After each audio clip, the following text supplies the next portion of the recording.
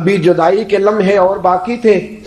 حضرت سلمان فارسی رضی اللہ تعالیٰ عنہ فرماتے مدینے کے قریب لے جا کے ام القریٰ ایک بستی تھی, انہوں نے میرے ساتھ دھوکہ کیا. جو لے جانے والے تھے وہ یہودی تھے, انہیں مجھے وہاں جا کے بیچ دیا. میں شہزادہ ناز و نام میں پلا, وہ مجھے مارتے, مجھ سے کام لیتے. کہتے میں وہاں کئی سال رہا اور کہتا یا اللہ میں مار کھانے کو تیار ہوں پر مدینہ تو آ جائے نا, حضور کا شہر تو نصیب ہو جائے نا.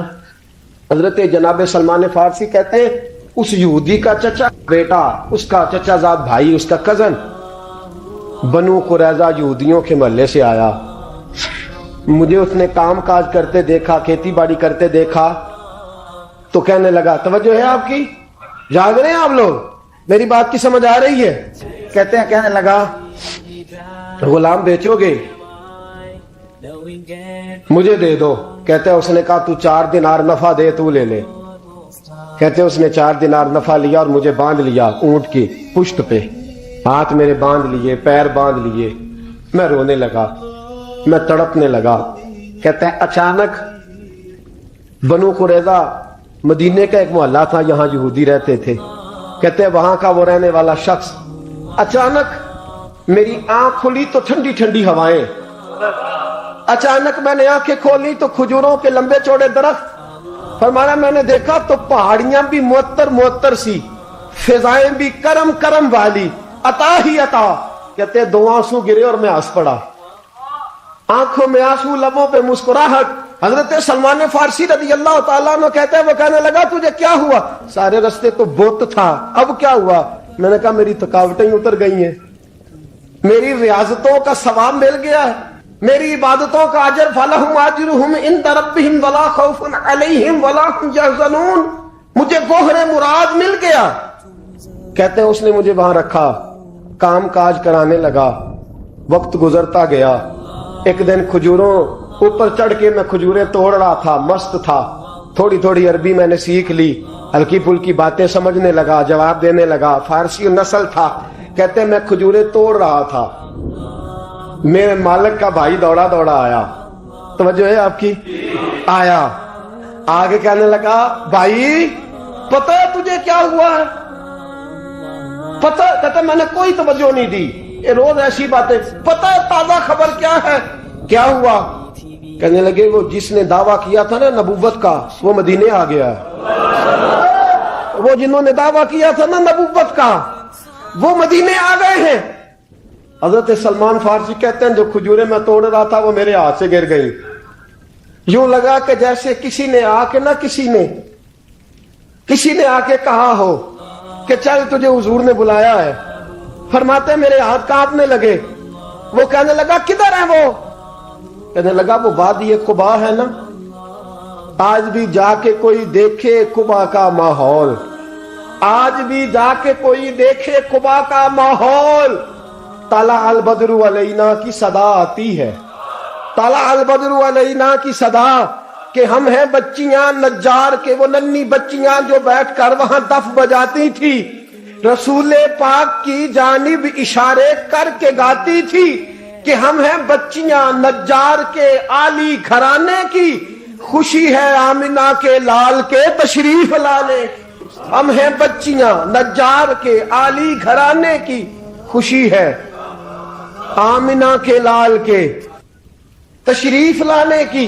حضرت سلمان فارسی کہتے کباب, کہتے میں جھٹ سے چھلانگ لگا کے اترا. پہلے میں آیا کرتا تھا پکڑ پکڑ کے, چھلانگ لگائی زمین پہ, اور میں نے اپنے مالک سے کہا یہ کیا کہہ رہا ہے؟ کہتے اس نے تھپڑ مارا, چل اپنا کام کر. کہتے پہلے وہ مارتا تھا تو دکھ ہوتا تھا, آج پتہ ہی نہیں چلا, آج پتہ ہی نہیں چلا. ہمارے جہاز میں ایک بابا جی بیٹھے تھے, جہاز میں بزرگ بیٹھے تھے, ان سے کسی نے کہا تھک تو نہیں گئے؟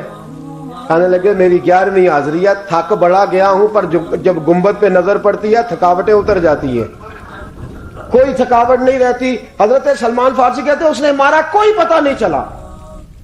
میں انتظار کرنے لگا کہ ذرا دن جلدی نہیں ڈل جاتا, شام جلدی ہو.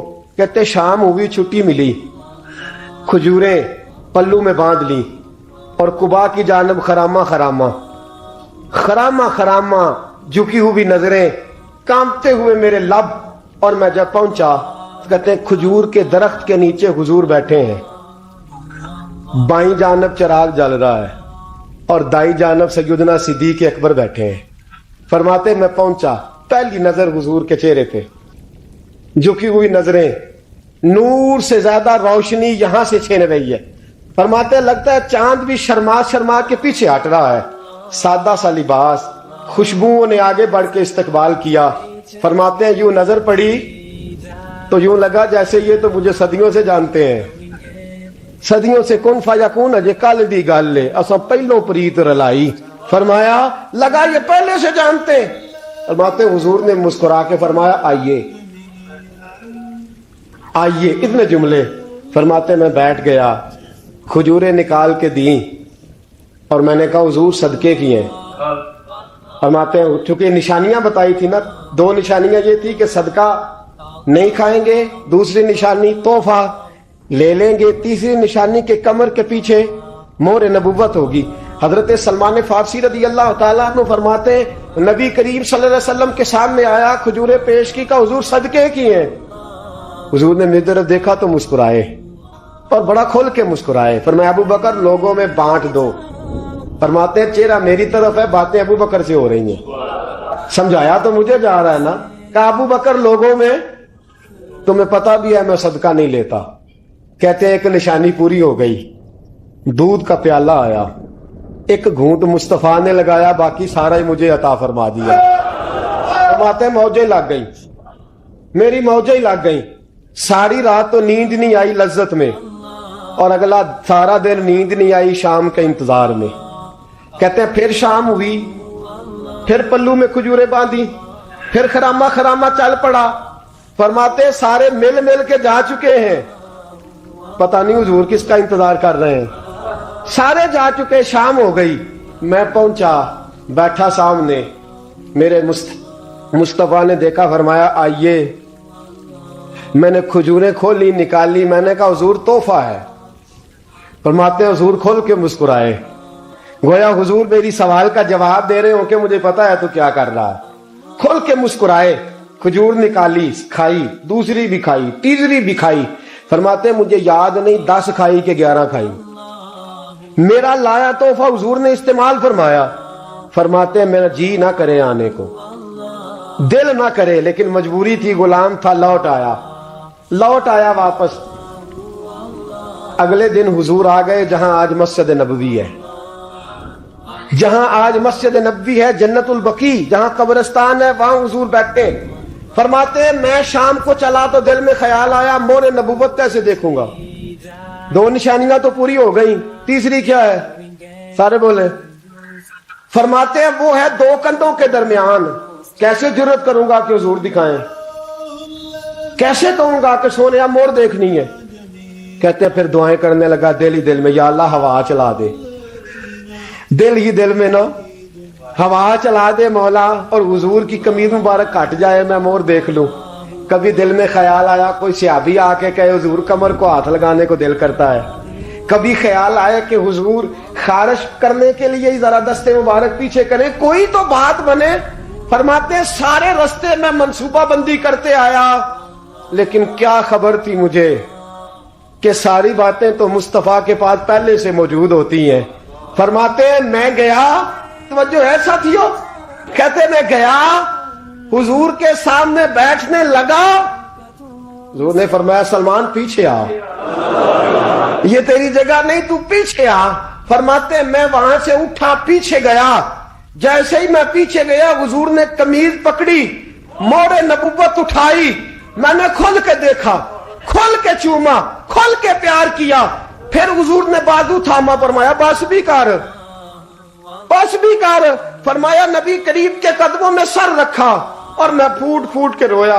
मैंने कहा सोनिया मेरी हयात का अफसाना पूछने वालों, कहीं कहीं से ये किस्सा पढ़ा ना जाएगा। सोनिया मैं अस्फहान से चला तो शाम आया, आका मैं शाम से चला तो मूसल पहुंचा, मूसल से नसीबान आया, वहां से मैं तमूरिया आया। हुजूर फिर मैं बिका, मैंने किसी के जानवरों को चारा डाला, किसी के घर में सफाई करी, किसी के जूते साफ किए, किसी के कपड़े धोए, बेक बेक के आया हूं, बेक बेक के पहुंचा हूं, मुझे जम के कदम चूमने दे हुजूर, मुझे आज जी भर के ज़ियारतें करने दे। फरमाते हुजूर ने उठाया और जब मेरे रसूल ने मेरा माथा चूमा, हुजूर ने जब मेरी पेशानी पे बोसा दिया, तो फरमाते हैं फिर मैंने पढ़ा कलमा ला इलाहा इल्लल्लाहु मुहम्मदुर रसूलुल्लाह सल्लल्लाहु, फरमाते हैं फिर मैं जानूं और हुजूर। लोगों की चीखें निकल गई, लोग रो पड़े। एक बुजुर्ग उठे, कहने लगे उमर, जब से सलमान आया है यतीम बच्चियों ने कहना शुरू कर दिया है कोई हमें यतीम न कहे। जब से सलमान आया है भूखों ने कहना शुरू कर दिया है कोई हमें भूखा न कहे। जब से सलमान आया है बेआसरा लोगों ने कहना शुरू कर दिया है अब हमारे पास बहुत बड़ा आसरा है। जब से सलमान आया है बेघरों को घर मिल गए हैं। कहा वो लाचार बीमार जिनके करीब कोई नहीं जाता था, सलमान उन्हें पास बिठा लेता है। खुदारा हमारा गवर्नर ना बदलिएगा। हजरत सलमान फारसी खड़े हो गए, कहने लगे मैं बूढ़ा हो गया हूं, अब मेरे अंदर ताकतें नहीं रही। खुदारा, कभी ऐसा हुआ है कोई हुक्मरान जाए तो लोग रोए? रो रो के लोगों ने कहा खुदारा हमारा गवर्नर ना बदला जाए। हजरत उस्मान ने कहा मुझे माफ कर दो, मैं ऐसे आदमी का नाम पेश करता हूं जो मुझसे भी बेहतर है। कौन? कहा मैं हजरत साद बिन अबी वकास का नाम गवर्नर के लिए पेश करता हूं। हजरत, अब वो लोग पता क्या कहने लगे मदाइन के, कहने लगे जी बिल्कुल ठीक है, हमें वो गवर्नर मंजूर है, पर हमारी एक शर्त है, हम उनकी गवर्नरी तब कबूल करेंगे जब आप मुस्तकिल रिहायश मदाइन में रखेंगे। हम आपको यहां रहने नहीं देंगे, आपको वहीं रहना पड़ेगा। इतनी मोहब्बतें, इतना प्यार। हज़रत सलमान ने कहा नहीं, मैं तो आखिरी वक्त मुस्तफा के मदीने में गुजारूंगा, मैं तो हुजूर के शहर मुकद्दस में अपना वक्त गुजारूंगा, मैं नहीं जाऊंगा। वो लोग इतना रोए कि हजरत फारूक आजम भी रो पड़े। फरमाया ए सलमान आप वापस चले जाएं, इन लोगों का खुलूस आपकी मोहब्बत से बहुत ज्यादा है, आप जाइए। हजरत सलमान फारसी मदाइन आ गए। जनाब साद बिन नबी वकास रदी अल्लाह ताला अन्हु गवर्नर बन गए। 3 लोगों के साथ हमेशा था। हजरत अबू दरदा तो विसाल कर गए, 3 लोगों से यराना रहा।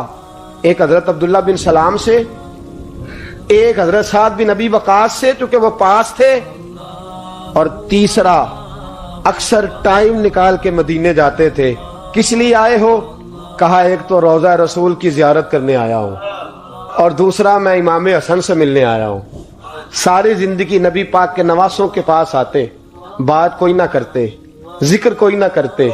हुजूर के शहजादों के पास आते, इमाम हसन से हाथ मिलाते, इमाम हसन का चेहरा देखते रहते, आंसू बहाते रहते।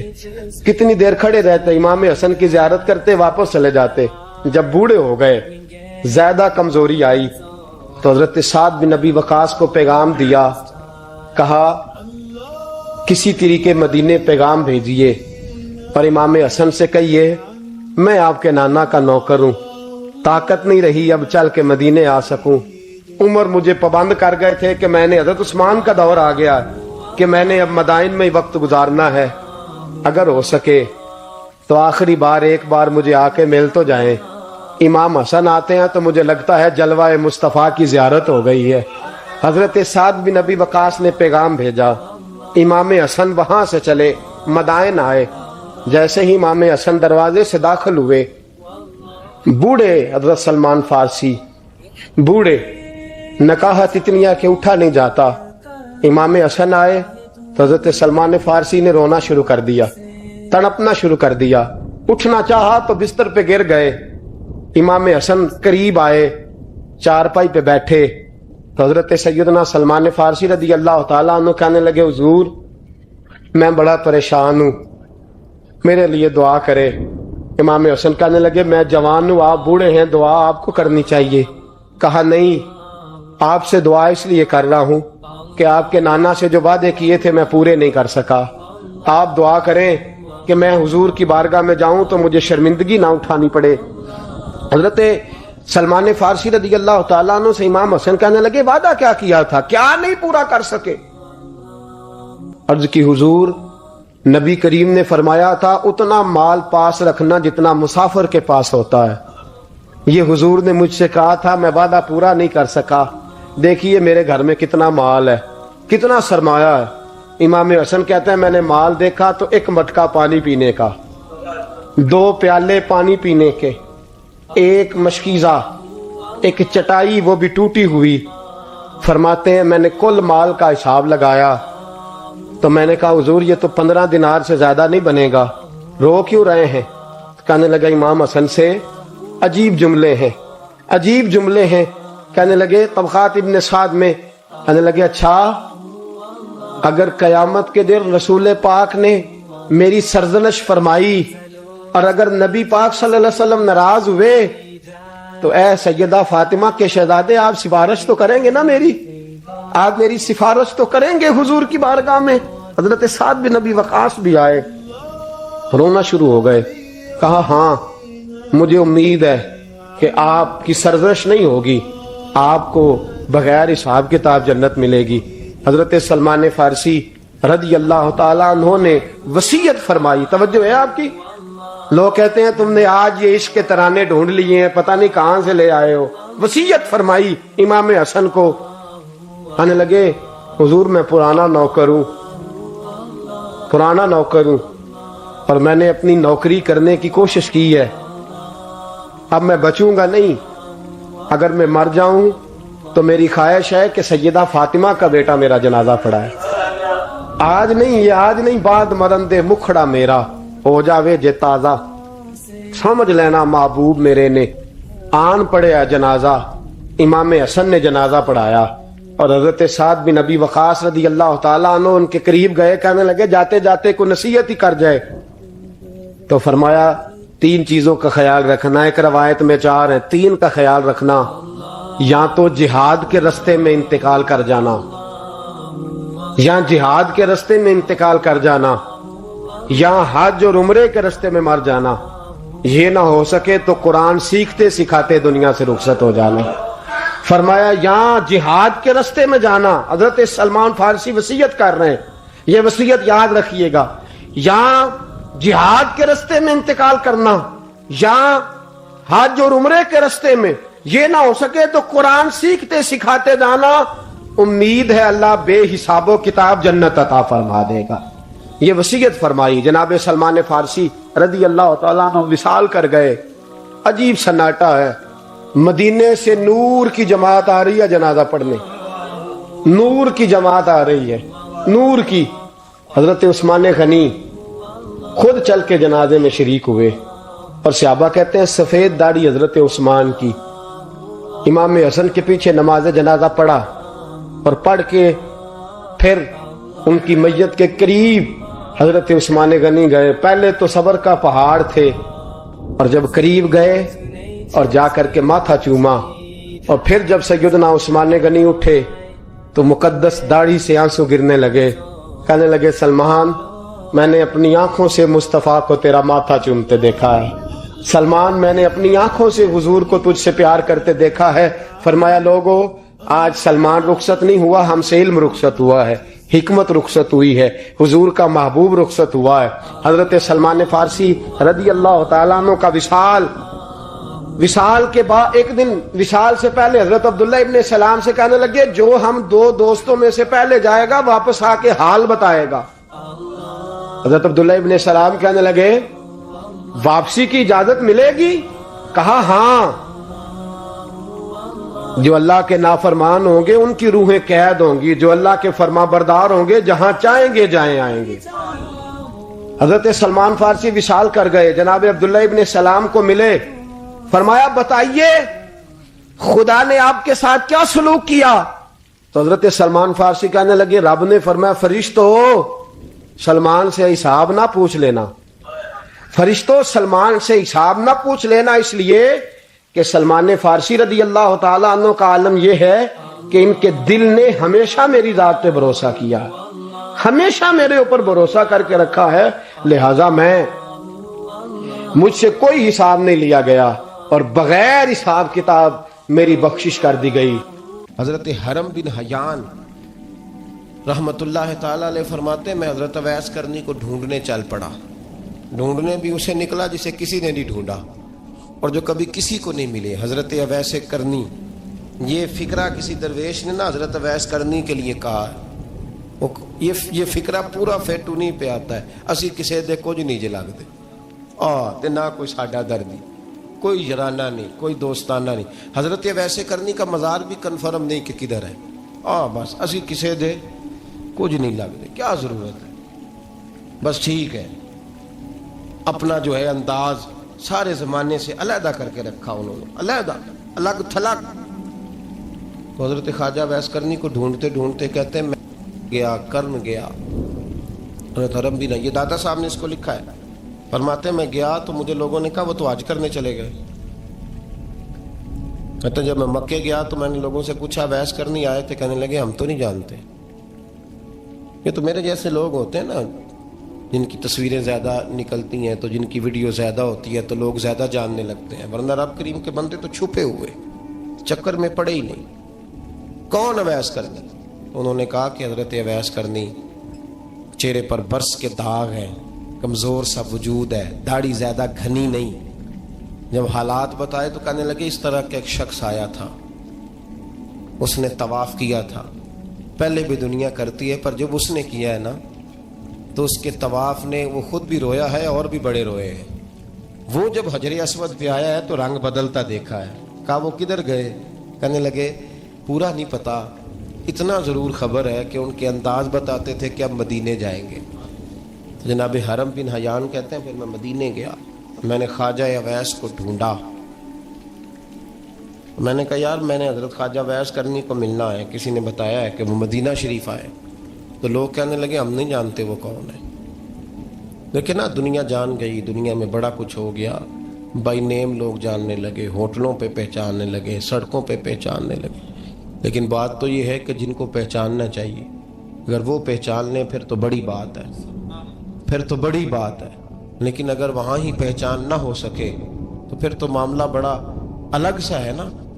عزیز بھائی، حضرت خواجہ اویس کرنی کے بارے میں پوچھا تو مدینہ شریف کے زائرین اور وہاں کے مقامی لوگ بھی کہنے لگے کوئی نہیں پتا، ہم نہیں جانتے، ملے ہی نہیں. تو کہا باریک سا وجود ہے، پرانا سا لباس ہے، برس کے داغ ہے، چہرے پہ داڑھی زیادہ گھنی نہیں، کسی کو پاس نہیں بٹھاتے. اور پھر ایک جملہ اور کہا، سنا ہے روتے ہیں تو بڑے درد سے روتے ہیں، سنا ہے بھیگی رہتی ہیں پلکیں، سنا ہے ان کی پلکیں بھیگی رہتی ہیں. میں 2-4 دن پہلے کسی سے سن رہا تھا شعر، اس نے کہا تھا ایک واری میری آنکھیاں تو انہوں نے اتھرو پونجے سن، ہن چسکا پہ گیا رونے دا، ہر ویلے یا ہوزاری ہے. کہتے ہیں کہ وہ اس طرح کی اس کی کیفیت ہے. کہتے ہیں میں نے کہا یار وہی تو اویس کرنی تھے، کدھر گئے؟ کہنے لگے کوئی خبر نہیں. جب وہ آئے ہیں تو ان کے آنے کا انداز ہی نرالا تھا، سسکیاں اور آہیں نکل گئیں اس شخص کی جب وہ مدینے آیا. حضرت حرم بن حیان کہتے ہیں میں ڈھونڈتا رہا، تلاش کرتا رہا، پھر میں ان کو ڈھونڈتے ڈھونڈتے عراق میں آیا تو نہر فرات کے کنارے ایک کمزور سے آدمی کو ریت کے ٹیلے پر بیٹھ کے وضو کرتے دیکھا. کہتے ہیں جب ان کا وضو مکمل ہوا تو میں نے کہا السلام علیکم. تو کہتے ہیں انہوں نے چہرہ نہیں پھیرا، وہیں بیٹھے بیٹھے کہنے لگے وعلیکم السلام یا حرم بن حیان، یا حرم بن حیان وعلیکم السلام. کہتے میں نے کہا کہ من انت، آپ کون ہے؟ تو کہنے لگے وہی ہوں جسے تم مکے اور مدینے ڈھونڈتا رہا. تو کہتے میں نے کہا حضور آپ میرا نام کیسے جانتے ہیں؟ بڑا خوبصورت جملہ ہے، اللہ کرے آپ کو یہ یاد رہے. سبق کبھی نہ بھولنا، یہ سبق کبھی نہ بھولنا. بابا صاحب کے مزار پہ گئے تو خالی آ گئے، دادا صاحب گئے تو خالی ایسے ہی چلے گئے. ہم فارغ لوگ تھے، کوئی کام نہیں تھا کہ بابا فرید کی گلیوں میں گھومتے رہے. ہم فارغ تھے کہ 2 بجے حضرت سلطان باہو رحمت اللہ علیہ کی جالیوں کے سامنے کھڑے رہے. ہم کو پتھر چاٹنے والے لوگ تھے کہ آدھی رات بیت گئی اور ہم بزرگان کرما والا شریف کھڑے رہے. یہ کیسے ہو گیا کہ محدث اعظم کے مزار پہ کھڑے رہے؟ ایسے ہی کوئی بات تھی؟ حضرت اویس کرنی بول کر فرمانے لگے، کہنے لگے کیا کہا تو نے کہ میں تجھے کیسے جانتا ہوں؟ فرمانے لگے تو مجھ سے پیار کرتا ہے، عارف تو روحی من روحی کا، میری روح تیری روح کی جاننے والی ہے. یہ روحوں کا رشتہ ہے. یہ خطا نہیں جایا کرتا. عرفت روحی من روحی کا, میری روح تیری روح کو یہ جانتی ہے. یہ کیسے ہو گیا؟ کوئی ایسے لوگ تھے تو اتنی جگہ مجھے تلاش کر آیا اور میں تجھے جانوں نہ؟ یہ کیسے ہو سکتا ہے؟ یہ کیسے ممکن ہے؟ تو ڈھونڈتا رہا گلی گلی اور میں کہوں کہ میں تجھے جانتا نہیں. فرمایا حرم بھی نہ جان میں. ہاں میں دعا کرتا ہوں اللہ کی بارگاہ میں کہ رب کریم مجھے اور تجھے جنت میں اکٹھا کر دے. کہتے ہیں جب انہوں نے یہ دعا کی تو وہ چل پڑے. میں نے کہا حضور کہاں جا رہے ہیں؟ فرمانے لگے میرا پیچھا نہ کرنا, میں کسی اور منزل کا مسافر ہوں, اور جس رستے میں چل رہا ہوں نا ان منزلوں پہ ساتھ نہیں کسی کو لیا جاتا. یہ میری اپنی ذاتی منزل ہے, اس میں پاؤں پہ چھالے ذرا سخت ہوتے ہیں. ہر آدمی کا کام نہیں یہاں چلنا, تو مجھے تنہا رہنے دے اور مجھے اپنی مرضی سے چلنے دے. کہتے میں نے منت کی تو کہنے لگے بس انہیں جد و جہد بڑی کی تھی تو تیرے ساتھ ملاقات کر لی, تجھے پہچان لیا, تیرے ساتھ بات کر لی, ورنہ میں کہہ چکا ہوں اسی کسے دے کچھ نہیں لگ دے. اسی لیے میں نے حضرت غالباً امام شورانی رحمۃ اللہ علیہ کے حوالے سے پڑھا ہے کہ قیامت کے دن جب حضرت ویسے کرنی جنت میں جائیں گے تو ممکن ہے اس وقت بھی لوگوں کو دیدار نہ کرایا جائے, بلکہ امام شورانی کہتے ہیں اللہ 70,000 فرشتے ان کی شکل کے پیدا فرمائے گا اور ان کے جھرمٹ کے اندر چھپا کے انہیں جنت میں داخل کرے گا. ملاقات کس سے ہوگی؟ صرف انہی سے ہوگی جن کے لیے انہوں نے زندگی گزار دی. یا خدا سے ملیں گے یا مصطفیٰ کریم سے ملیں گے. یہ بھی لوگ تو محبت کریں, صالحین کا پیار, نیک لوگوں کی محبت, صالحین کی محبت رستہ آسان کرتی.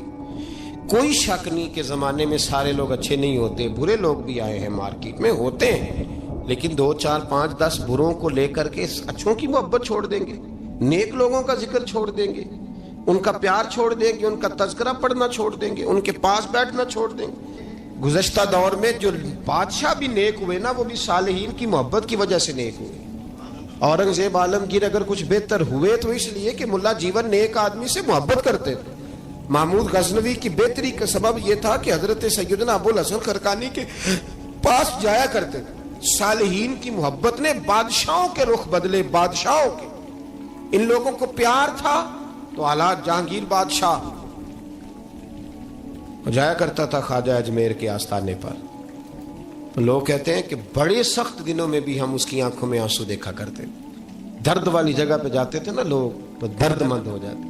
اس لیے صالحین کا پیار کبھی نہ چھوڑیں, کبھی نہ چھوڑیں. میرے بھائی کپڑوں پہ مٹی پڑ جائے نا تو کپڑے دھوئے جاتے ہیں, اتار کے پھینکے نہیں چاہتے. چیزیں غلط ہو جائیں تو گرد جھاڑی جاتی ہے. اس نظام کو چھوڑا, صالحین کا پیار کبھی نہ چھوڑنا, کبھی نہ چھوڑنا. رب کریم کے بندوں کی محبت اللہ تبارک و تعالیٰ کے قریب کرے گی آپ کو. اللہ کے بندوں کی محبت آپ کے اندر جلوے پیدا کرے. اور اگر آپ ان کو پڑھیں گے, میں جب پاک پتن شریف جاتا ہوں یا کسی مزار پر میں کھڑا ہوتا ہوں نا تو وہ جو حالات پڑے ہوتے ہیں نا ان بزرگوں کے, وہ سامنے آتے ہیں کہ یہاں خواجہ نظام الدین محبوب الہی تشریف لائے. دیکھیں نا, اگر کوئی بندہ سوچے تو ہو سکتا ہے کہ اس کا کلیجہ پھٹنے کو آئے جب خواجہ نظام الدین صاحب کہتے ہیں کہ جو باب جنت ہے نا بابا فرید صاحب کا, کہتے ہیں ایسے ہی باب جنت نہیں. فرماتے ہیں جب بابا صاحب کا وصال ہوا تو بابا صاحب وہیں لیٹے ہوئے تھے جہاں آج ان کی مزار ہے, اور ان کے سرانے بالکل جس جگہ کو لوگ باب جنت کہتے ہیں وہاں میں نے رسول پاک کو کھڑے ہوئے دیکھا ہے. اب کوئی آدمی حضور کی خوشبو محسوس, اس کا ایک ارادہ بن گیا نا کہ یہاں حضور کھڑے تھے, اس پر کیفیت کیا طاری ہوگی, اس پر انداز کیا ہوگا, اس پر وارد کیا ہوگا, وہ کہاں پہنچ جائے گا 1-2 منٹ کے اندر. تو یہ تو اس وقت ہے جب اس کے محسوسات ہوں گے, جب وہ نظریاتی طور پر اس بات سے متفق ہوگا, جب وہ خوشبو محسوس کرنے کی صلاحیت رکھتا ہوگا. ایک بات عذرائے محبت ہے, کہہ دیتا ہوں چونکہ سوالات ہوتے رہتے, کہہ دیتا ہوں. اعلیٰ حضرت کے ایک مرید تھے مولانا حشمت علی خان صاحب رحمۃ اللہ, بڑے تگڑے آدمی, جن لوگوں کی پوزیشن بڑی سخت فاضل لوگ ہوتے ہیں نا, اور حاضر جواب 1 منٹ سے پہلے. پاک پتن شریف گئے تو باب جنت سے گزر کے آئے. باب جنت سے کسی ہمارے عالم نے نہیں لکھا کہ جب وہاں سے گزر گیا آپ توبہ نہ کرے اور کوئی اچھا عمل نہ کرے تو جنت میں جائے گا. بس یہ کہا کہ ایک دروازہ ہے جہاں خواجہ نظام نے حضور علیہ السلام کو کھڑے دیکھا, گزر جائے کوئی تو الحمدللہ اس کے لیے ایک برکت ہے. لیکن کسی شخص نے یہ نہیں کہا کہ اب وہاں سے نکل کے آ جائے اور معاذ اللہ جھوٹ بولے، جو مرضی کرے اور کہ میں جنتی ہو گیا، یہ معنی کسی بندے نے بھی بیان نہیں کیا۔ ہاں وہاں سے گزر کے آئے، سچی توبہ کرے، بعد میں اپنے اعمال پہ محنت کرے، اللہ اسے برکت عطا کرے گا۔ فرماتے ہیں میں پاک پتن شریف سے ہو کے آیا، رش بڑا تھا، اس کے ایام تھے، تو باب جنت سے گزر کے آیا تو میں بس کی چھت پہ بیٹھ گیا۔ کچھ اور لوگ بھی تھے، تو ان میں سے کچھ ایسے صاحبان بھی تھے جن کو بیماری ہوتی ہے چھیڑ کے رکھنے کی، کوئی نہ کوئی بات کیے رہتے ہیں، یہ ہو گیا تو وہ ہو گیا، کہتے ہیں انہوں نے بات چھیڑ دی، مولانا کہاں سے آ رہے ہو؟ تو میں نے کہا پاک پتن شریف۔ تو کہنے لگے کہ آپ وہ بہشتی دروازہ جس کو کہتے ہیں باب جنت، وہاں سے بھی گزرے ہیں؟ کہنے لگے الحمدللہ، لائن تو بڑی لمبی تھی پر موقع مل ہی گیا ہے، گزر گیا ہوں وہاں سے۔ تو کہتے ہیں مجھے سونگنے لگ گئے۔ کہنے لگے پھر تو آپ جنتی ہو گئے ہوں گے، پر آپ کے پاس سے جنت کی خوشبو نہیں آ رہی۔ تنزیہ، انہوں نے کہا تنزیہ۔ تو کہتے ہیں انہوں نے طنز کیا تو مجھے بھی حق حاصل تھا، جواب در جواب کی تو اجازت ہونی چاہیے نا۔ میں نے کہا مولانا کیوں، آپ کیوں سونگ رہے ہیں؟ کہنے لگے میں نے حدیث پاک میں پڑھا ہے کہ جنتی 500 سال بھی دور ہوگا تو اس کے پاس سے خوشبو آئے گی، یعنی 500 سال لگیں گے ابھی اس تک، تو پھر بھی جنت کی خوشبو آئے گی، تو آپ سے تو کوئی نہیں آ رہی۔ کہتے ہیں میں نے ان سے کہا آپ نے ایک حدیث پڑھی ہے، اگلی بھی پڑھ لینی تھی، حضور نے فرمایا جہنمی کو جنت کی خوشبو کوئی نہیں آئے گی۔ یہ نہیں پڑھی آپ نے حدیث، یہ نہیں نظر سے گزری؟ تو کہتے ہیں اب وہ مولانا مجھ سے معذرت کرنے لگے، کہنے لگے یار آپ تو ناراض ہی ہو گئے۔ تو میں نے کہا بھی آپ نے کیوں چھیڑی بات؟ میں نے آپ سے کوئی ڈسکس کیا؟ آپ نے پوچھا کہاں سے، آپ پھر آپ ہی نے کہہ دیا کہ وہاں سے گزرے کہ نہیں جنتی دروازے سے، اور پھر آپ نے ہی اعتراض کر دیا، تو پھر ہمیں اتنا تو حق حاصل ہے نا، ہم آہ بھی کرتے ہیں تو ہو جاتے ہیں بدنام، اور تم قتل بھی کر دو تو چرچا نہیں ہوتا، ہمیں بھی تو حق حاصل ہے نا، اتنا تو جواب در جواب ہم دے سکتے ہیں۔ تو بھائی اس لیے صالحین کی محبت کبھی نہ چھوڑیں، اللہ کے بندوں کا پیار کبھی نہ چھوڑیں، کسی بزرگ کا ذکر ہو، کسی صحابی کی بات ہو، اہل بیت نبی، حتیٰ کہ انبیاء کرام علیہ السلام، اللہ کے انبیاء کی محبت، ان کی تعظیم، ان کا اکرام اپنے دل میں بٹھائیں، اس کو جگہ دیں۔ یہ تکمیل ایمان کے لیے بڑا ضروری ہے۔ فقط استکمل الایمان کے لفظ آئے حدیث میں، اگر تکمیل ایمان چاہیے اللہ کی رضا کے لیے لوگوں سے محبت کرنی چاہیے۔ اللہ عمل کی توفیق عطا فرمائے۔